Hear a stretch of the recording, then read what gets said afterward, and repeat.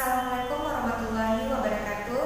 Hai adik-adik semua, kembali lagi dengan kakak di Lisvika Channel. Nah, pada video kali ini kakak akan melanjutkan itu tentang pembahasan materi biologi bagi adik-adik yang sudah duduk di bangku kelas 10 SMA. Nah, pada video sebelumnya itu kakak sudah menjelaskan tentang materi virus, di mana kita sudah membahas 4 subpoin, yaitu ada yang pertama sejarah penemuan virus, yang kedua ciri-ciri dari virus, yang ketiga struktur tubuh virus, dan yang keempat itu bicara tentang habitat virus. Nah, pada video ini kakak akan melanjutkan untuk pembahasan kita mengenai virus untuk bagian yang kedua. Nah, untuk virus bagian kedua ini kita akan melanjutkan itu tentang klasifikasi, kemudian tentang reproduksi dari virus itu bagaimana, dan yang terakhir peranan virus dalam kehidupan kita. Apakah semua virus itu selalu berdampak negatif atau merugikan bagi kehidupan kita, atau ada juga peranan virus itu yang positif. Nah, jadi di sini kita akan bahas terlebih dahulu untuk poin yang pertama itu ya, bagian klasifikasi dari virus. Nah, untuk klasifikasi virus, sebelumnya kakak sudah menjelaskan pada video sebelumnya tentang virus ini, di mana virus itu memiliki ciri-ciri bahwa dia memiliki asam nukleat, tapi hanya salah satu saja. Bisa saja virus ini hanya punya asam nukleat berupa DNA saja, atau hanya berupa RNA saja. Nah, sekarang karena kita membahas untuk klasifikasi, artinya itu pengelompokan virus. Nah, dasar pengelompokan virus ini berdasarkan apa? Yaitu berdasarkan asam nukleat yang dikandungnya. Nah, jadi di sini berdasarkan asam nukleat yang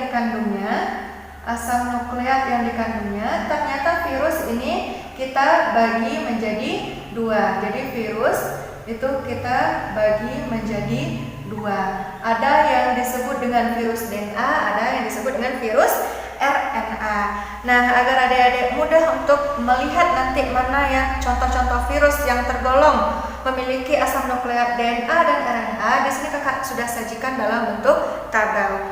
Nah, terlebih dahulu kita lihat untuk bagian yang pertama, golongan virus yang memiliki asam nukleat berupa DNA saja.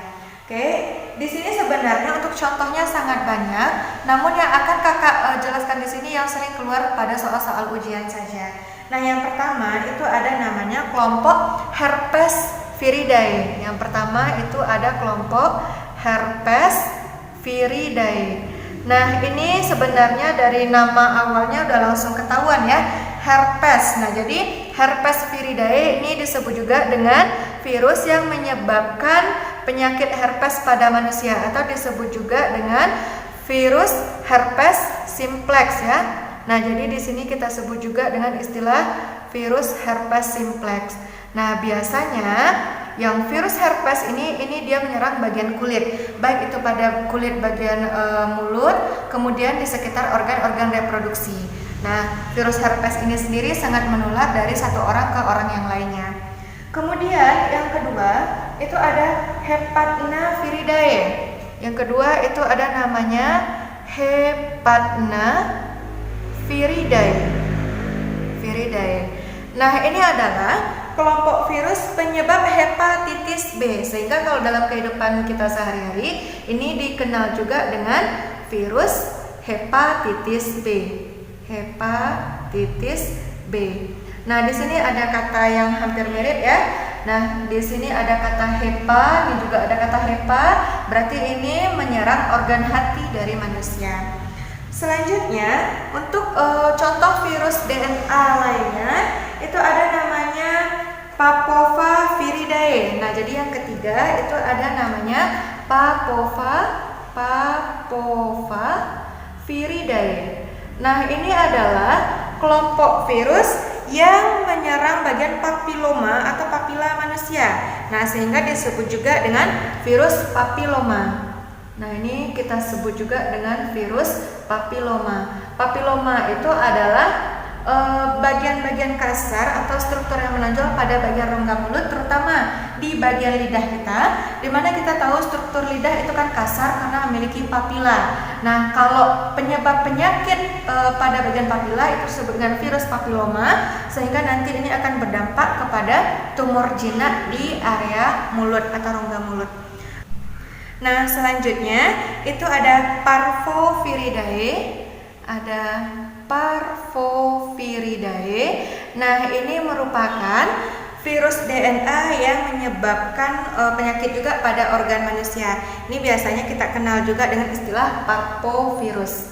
Nah, ini biasanya kita sebut juga dengan parvovirus. Dan yang terakhir yang akan kita bahas untuk golongan virus yang masuk kepada asam nukleat yang memiliki jenis asam nukleat DNA, itu ada namanya Poxviridae. Ini Poxviridae. Nah, Poxviridae ini merupakan salah satu jenis virus DNA yang menyebabkan penyakit cacar pada manusia. Sehingga kalau dalam kehidupan sehari-hari ini kita kenal juga dengan istilah virus cacar.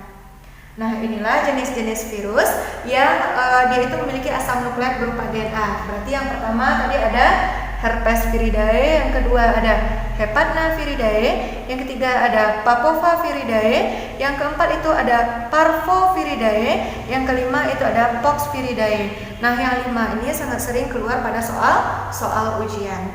Nah, berikutnya kita masuk kepada kelompok virus yang punya asam nukleat jenisnya itu RNA.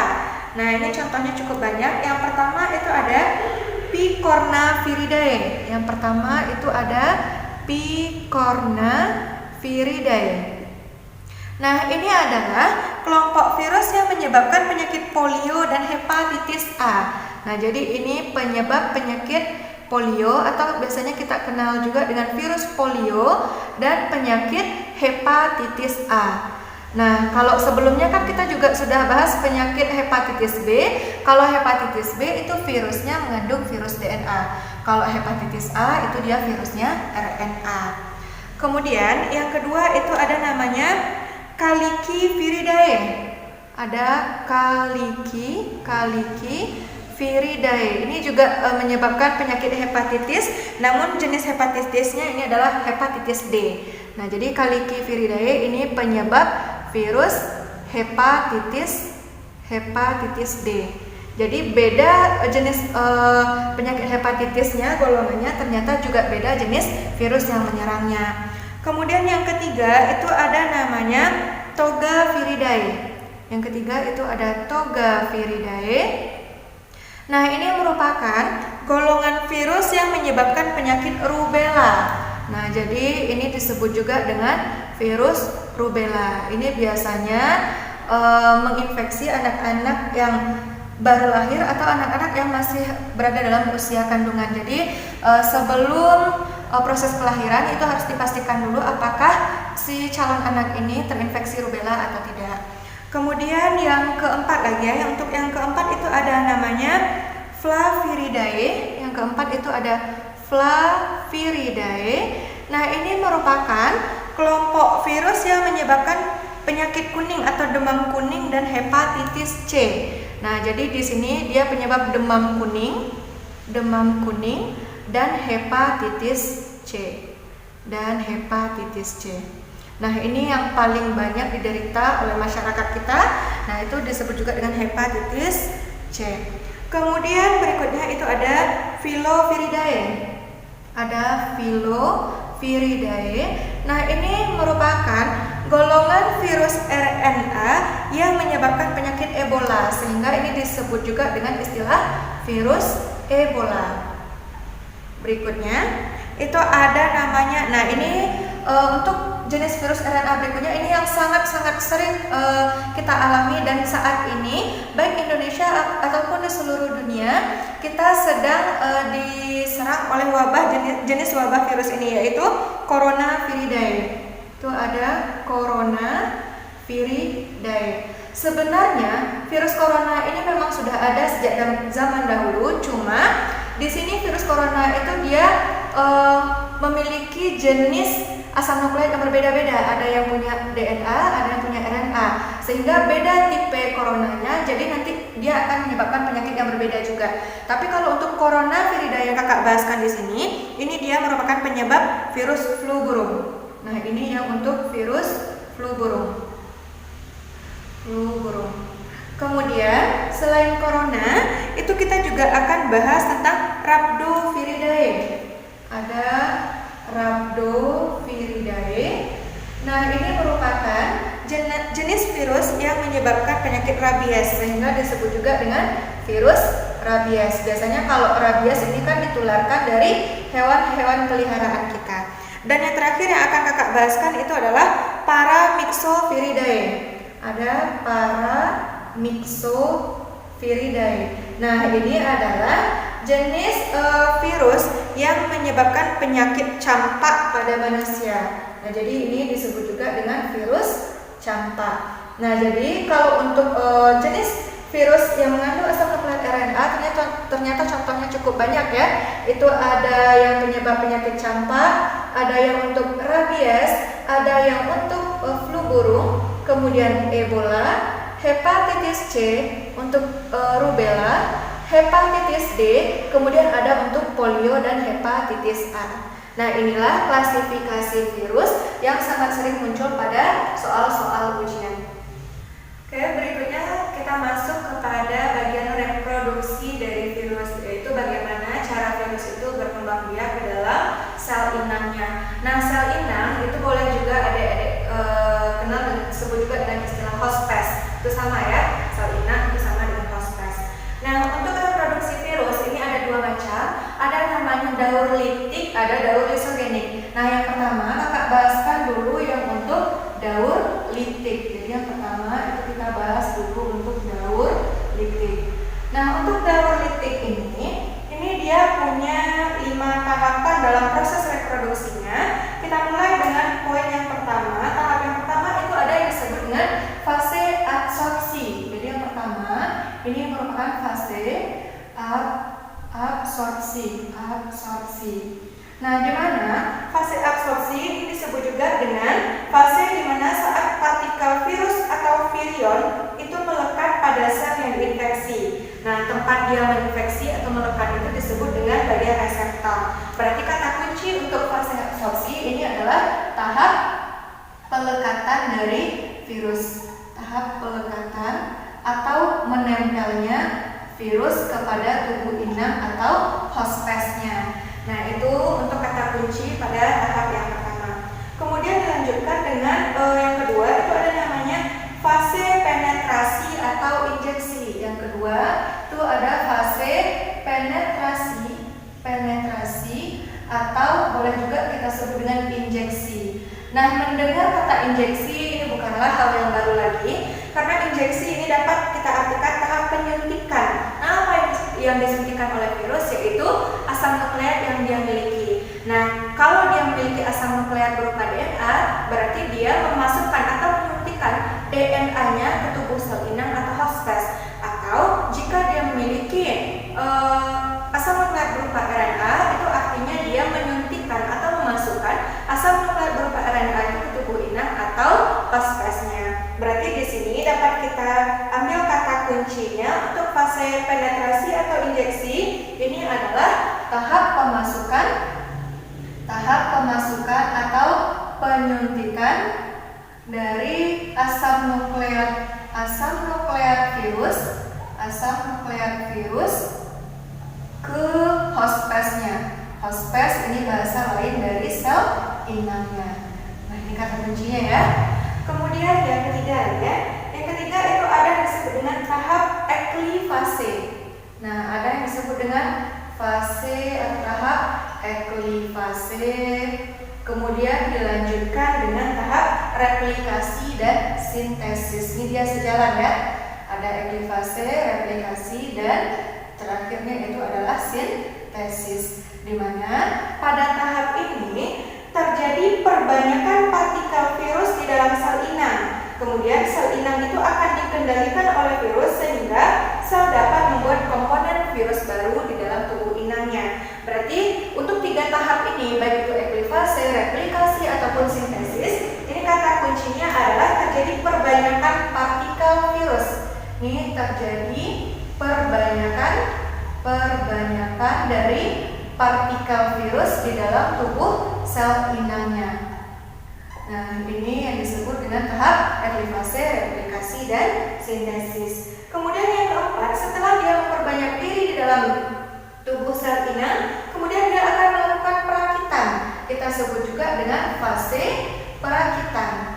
Mungkin sebagian buku juga ada yang menyebutkan atau mengistilahkan fase pematangan. Nah, ini sama ya. Fase pematangan itu sama dengan fase perakitan, di mana pada tahap ini terjadi penyusunan asam nukleat dan protein menjadi partikel virus yang utuh. Nah, jadi di sini yang asam nukleat virus yang sudah masuk ke dalam sel tubuh inang tadi, itu dia akan membentuk partikel virus yang utuh. Nanti dia akan membentuk virus yang utuh, sehingga nanti dia akan menguasai seluruh bagian tubuh dari sel inang atau hospesnya. Dan yang terakhir itu ada yang kita sebut dengan fase lisis, atau boleh juga kita sebut dengan istilah fase pelepasan. Nah, kalau fase pelepasan atau lisis ini ditandai dengan partikel virus itu keluar dari sel inang atau pecah, dia memecahkan diri ya. Nah, jadi di sini lisis itu artinya pecah. Jadi di sini virus itu dia akan pecah dan menginfeksi dari sel inang tadi. Dia menginfeksi inang secara keseluruhan. Nah, untuk lebih jelasnya itu bisa adik-adik amati dari gambar yang sudah kakak sajikan di samping. Nah, itu menjelaskan bagaimana proses daur litik itu berlangsung pada reproduksi virus di dalam tubuh makhluk hidup. Nah, ini untuk daur yang pertama. Nah, selain daur litik, virus juga dapat bereproduksi dengan cara yang kedua, yaitu ada yang disebut dengan daur lisogenik.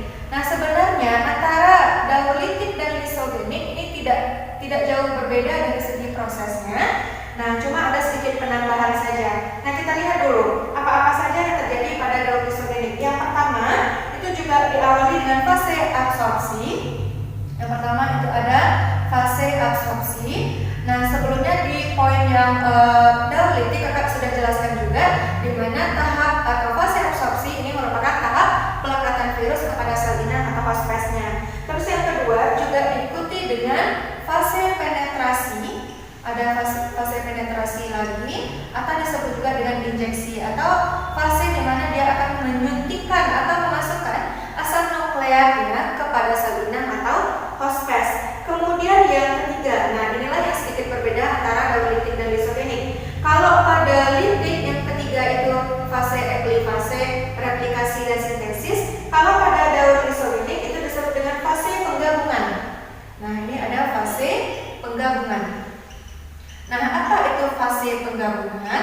Fase penggabungan ini dapat kita artikan di mana asam nukleat virus itu bergabung atau menyisip dengan asam nukleat bakteri atau sel inangnya. Nah, jadi di sini terjadi penggabungan dari asam nukleat milik si virus, asam nukleat milik virus itu dia akan bergabung dengan asam nukleat milik sel inangnya. Inangnya itu bisa saja manusia, hewan, ataupun tumbuhan, dan bisa juga dia menginfeksi bakteri.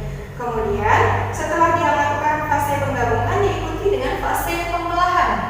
Nah, berikutnya itu ada fase pembelahan, di mana pada fase pembelahan ini itu ditandai dengan bakteri atau sel inang itu dia akan melakukan pembelahan diri, kemudian juga diikuti dengan pembentukan dari sel-sel virus baru di dalam tubuh si inangnya. Jadi di sini yang sudah melakukan penggabungan tadi itu dia akan melakukan perbanyakan diri. Intinya di sini dia melakukan perbanyakan diri dengan cara proses pembelahan atau pembelahan biner. Kalau pada daur litik itu kan kita kenal dengan replikasi, kalau pada daur lisogenik itu kita kenal dengan fase pembelahan.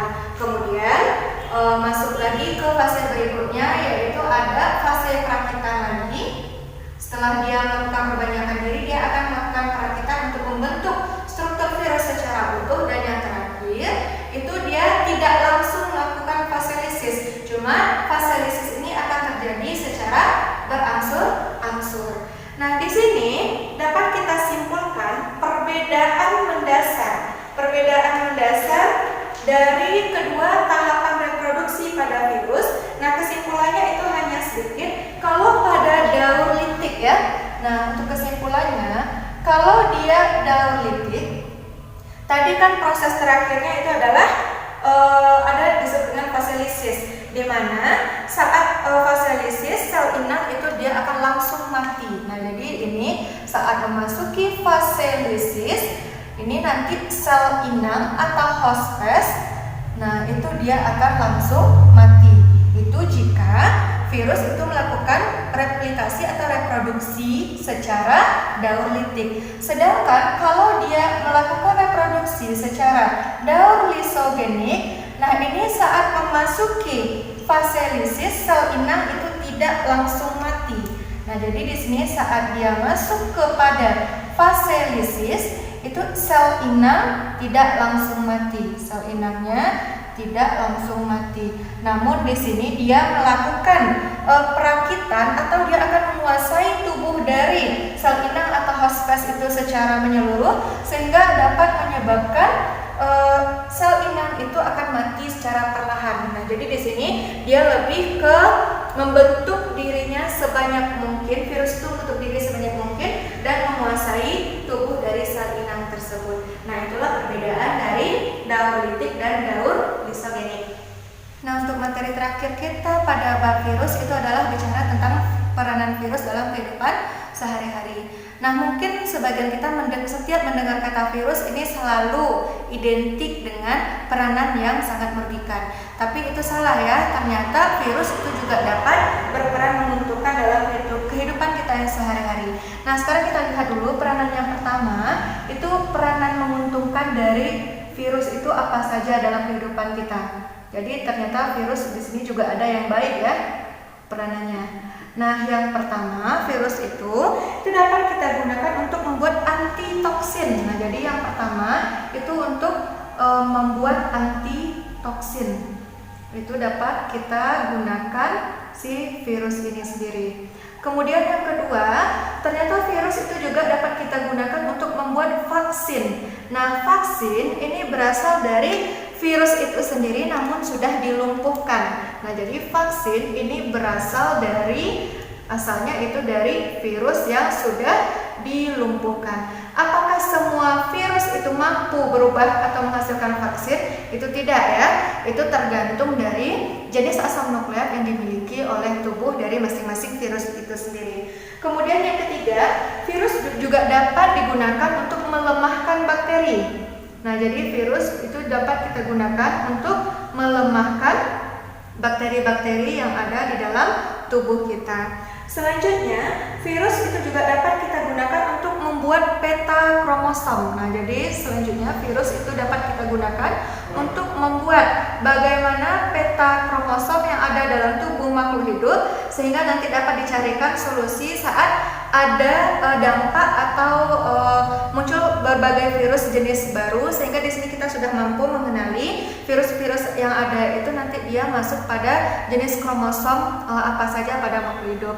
Kemudian selain membuat peta kromosom, nah virus juga dapat kita gunakan untuk membuat interferon. Nah, jadi dapat kita gunakan untuk membuat interferon, di mana ini nanti akan berperan dalam proses rekayasa genetika. Nah, berarti ini nanti akan adik-adik lanjutkan lagi untuk peranan interferon itu pada materi bioteknologi untuk materi biologi kelas 12 SMA. Nah, selanjutnya virus itu juga dapat kita gunakan sebagai biopestisida. Nah, jadi virus itu dapat kita gunakan sebagai biopestisida, di mana virus ini nanti dia akan berperan untuk mengurangi hama tanaman. Salah satu jenis virus yang dapat kita gunakan untuk biopestisida itu adalah dari kelompok bakulovirus. Nah, jadi salah satu contohnya itu adalah dari kelompok bakulovirus sp. Nah, ini adalah virus yang baik yang dapat kita gunakan untuk biopestisida. Nah, inilah peranan-peranan yang baik atau menguntungkan dari virus itu sendiri. Sekarang kalau ada yang menguntungkan, pasti ada peranan yang merugikan. Nah, yang kedua itu kita masuk kepada peranan merugikan dari si virus itu sendiri. Nah, virus itu kan kalau dari segi habitat kemarin bisa menyerang manusia, bisa hewan ataupun tumbuhan. Nah, jadi di sini kalau kita bicara virus yang merugikan, kita harus kelompokkan dulu. Nah, kita masuk untuk yang pertama dulu. Kalau virus itu dia menyerang manusia, kalau sel inangnya itu manusia, kira-kira dia menyebabkan apa saja? Yang pastinya virus kalau dia merugikan, dia menginfeksi manusia, itu dia akan menyebabkan suatu penyakit-penyakit yang baru. Misalnya di sini contohnya, yang pertama itu ada kayak yang sering kita bahas sekarang, yaitu ada COVID-19 ya, COVID-19 ini penyebab penyakit corona, atau ini ditandai dengan gejala yaitu kita batuk, kemudian flu-nya itu tidak kunjung sembuh dalam kurun waktu yang sudah ditentukan. Kemudian selain COVID-19 itu juga ada penyakit influenza. Nah, jadi di sini ada influenza. Sebenarnya kalau influenza ini kan jenis virusnya, penyakitnya itu disebut dengan flu. Nah, jadi kalau influenza di sini, ini nanti dia itu kan penyebab penyakit flu biasa ya, penyakit flu yang biasa kita derita. Ini dia berasal dari kelompok virus orthomyxovirus. Nah, jadi dia berasal dari kelompok orthomyxovirus. Ini sangat sering keluar pada soal-soal ujian. Kemudian berikutnya itu ada virus flu burung. Nah, ini juga sempat mewabah di Indonesia ya beberapa tahun yang lalu. Nah, virus flu burung itu disebabkan karena adanya virus H5N1. Itu ada virus H5N1. Ada flu burung. Nah, ada satu lagi yang sempat mewabah juga di Indonesia, yaitu flu babi. Nah, ini juga disebabkan oleh virus tapi golongannya berbeda. Ini H1N1. Kalau flu burung H5N1, flu babi H1N1. Kemudian jenis virus yang merugikan lainnya misalnya itu ada virus polio. Ini juga banyak diderita oleh masyarakat Indonesia. Kemudian ada campak, rubella. Kemudian ada penyakit DBD. Nah, kemudian selain itu juga ada rabies. Ini biasanya ditularkan oleh hewan-hewan peliharaan kita. Nah, inilah beberapa contoh atau peranan merugikan dari virus yang menginfeksi inangnya itu berupa manusia.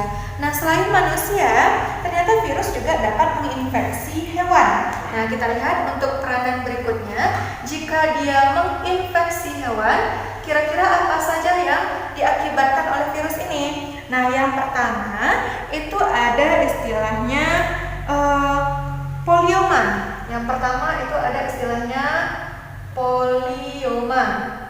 Nah, polioma ini merupakan penyebab penyakit tumor pada hewan. Nah, selain polioma itu ada satu lagi istilahnya adenovirus.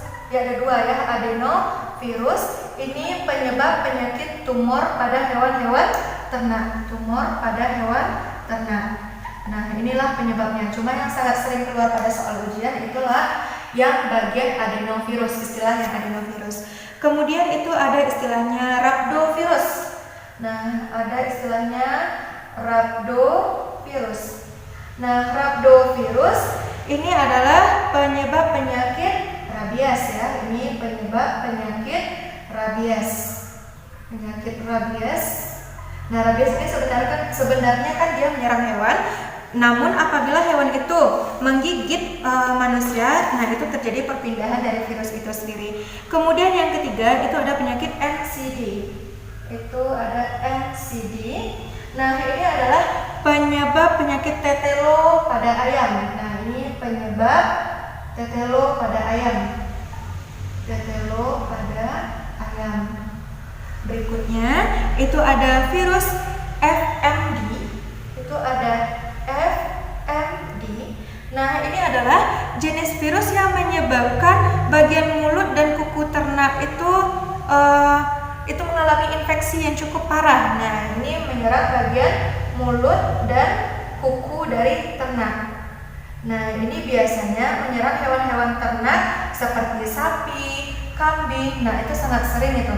Kalau kita lihat bagian mulutnya nanti ada yang seperti berbusa, kemudian ada bagian pinggir-pinggir mulutnya itu seperti ada luka-luka, dan itu disebabkan oleh virus FMD. Kemudian ada virus cowpox lagi ya. Nah, ini ada virus cowpox. Nah, ini adalah virus yang menyebabkan penyakit cacar pada sapi. Nah, ini penyebab penyakit cacar pada hewan ternak, yaitu sapi. Nah, inilah beberapa peranan merugikan dari virus itu kepada hewan. Kemudian yang terakhir, peranan virus yang merugikan bagi tumbuhan lagi. Kalau bagi tumbuhan, yang pertama itu ada virus mozaik ya. Yang pertama itu ada virus mozaik. Virus mozaik atau boleh juga kita singkat dengan TMV atau tobacco mosaic virus, yang sudah pernah dikemukakan oleh Adolf Meyer dan Dmitry Ivanovsky pada sejarah penemuan virus ya. Ini ditandai dengan adanya bercak-bercak kuning pada daun tumbuhan. Ini ditandai dengan adanya bercak kuning pada tumbuhan. Nah, karena yang pertama kali diuji itu adalah tanaman tembakau, jadi ini kita kalau dilihat dari segi penularannya itu untuk TMV pertama kali itu diinfeksi pada daun tembakau. Kemudian juga nanti akan ditularkan kepada daun kacang, tomat dan lain sebagainya. Kemudian ada penyakit beans yellow mosaic. Nah, ada beans yellow mosaic. Nah, ini kata kuncinya itu kan ada beans. Ini kacang, berarti ini menyerang tanaman kacang buncis. Menyerang tanaman kacang buncis. Nah, itu nanti kalau tanaman jenis kacang buncis itu terkena infeksi dari virus beans yellow mosaic, itu ditandai dengan adanya bercak-bercak di bagian kulit luar dari si tanaman kacang buncis itu sendiri. Nah, itu artinya bagian dalam dari buncis itu sudah mengalir atau sudah dialiri oleh virus atau asam nukleat dari virus itu sendiri, sehingga tidak boleh lagi untuk dikonsumsi. Kemudian ada potato yellow mosaic. Ada potato yellow mosaic, dari namanya aja langsung ketahuan ini menyerang tanaman kentang. Ini menyerang tanaman kentang. Kemudian itu juga ada daun yang menggulung. Nah, itu daun yang menggulung pada tanaman lobak, kapas dan tembakau itu disebabkan oleh virus yang disebut dengan TYMV. TYMV ini menyebabkan bagian daun itu menggulung. Umumnya ini kita temukan pada tanaman lobak. Nah, ini umumnya ditemukan pada jenis tanaman lobak. Dan yang terakhir itu ada penyakit tungro. Ada tungro, ini penyakit yang menyerang pada bagian batang dari tanaman padi. Nah, itu dia semakin layu ya. Nah, inilah peranan-peranan virus yang ada dalam kehidupan kita. Ada yang menguntungkan dan juga ada yang peranan merugikan. Nah, baiklah adik-adik, sekian dulu pembahasan materi kita. Sebelum kita tutup, mari kakak simpulkan dulu untuk pembelajaran kita pada video kali ini. Nah, yang pertama tadi kita sudah bahas tentang klasifikasi virus, di mana ini dikelompokkan menjadi dua. Ada yang disebut dengan virus DNA, ada juga yang disebut dengan virus RNA. Dasar pengelompokannya itu adalah berdasarkan jenis asam nukleat yang dimiliki oleh virus itu sendiri. Kemudian yang kedua, bicara reproduksi virus, ini juga ada dua cara tadi, ada secara daur liptik, kemudian ada daur lisogenik. Perbedaannya adalah kalau pada fase lisis di daur liptik itu ditandai dengan inangnya langsung mati, sedangkan pada fase lisis pada daur lisogenik itu inangnya tidak langsung mati. Kemudian yang terakhir itu kita bicara peranan virus. Peranan itu pasti ada dua, ada peranan yang positif atau yang menguntungkan, ada peranan yang negatif atau merugikan, baik itu pada manusia, tumbuhan atau hewan. Nah, baiklah adik-adik, sekian dulu untuk materi kita, materi biologi kelas 10. Berarti untuk materi virus itu materinya sudah selesai semua. Jika ada pertanyaan seputar virus, itu adik-adik boleh tinggalkan pertanyaannya di kolom komentar video. Semoga semua video yang dihadirkan di Lesvika Channel itu dapat membantu pembelajaran adik-adik semua. Oke, kakak tutup. Assalamualaikum warahmatullahi wabarakatuh.